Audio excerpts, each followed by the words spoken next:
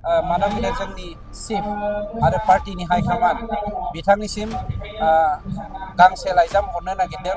बे लाइजामा जागोन जे जेरावहाय जोंनाव 34% वुमेननि थाखाय रिजार्भेसन थागोन आरो देबेरगाव सिटखौ जोंनि इउपिपिएल दोलोनि थाखाय वुमेन रिजार्भेसन दोननांगौ आरो बे वुमेन रिजार्भेसन देबेरगाव सिटआवहाय आं मानव गेदेर जोंनि हाइकमान्डसिम खावलायगोना बेनो जे हाग्रामाखौ फेजेननो दिनै जोंनि रति महारतिनि गोनांथि गैया आरो देबेरगाव हाग्रामाजों दावहा नांनो थाखाय आं आंनि बिसिखौनो बिजाथि हिसाबै मोननो थाखाय जोंनि हाइकमान्डसिम खावलायनांगोन जे हाग्रामाया आंनि अनजालि बिसिजों देबेरगाव समस्तियाव दावहा नांग्रोथों बेनि उनाव सरकारखौ जक्कर टाइपनि सुबुं थक्कर मोनाखैमोन एबार आंनि बिसिया बेखौ थक्कर होनो थांगासिनो दं। फेरेंगायाथ' जेनखागोन बेहाय आंनो गेलेहैखागोन फेरेंगानि समस्तियाव 14 नाम्बार सिटआव आंनो गेलेगोन फेरेंगाखौ फेजेनगोन आं।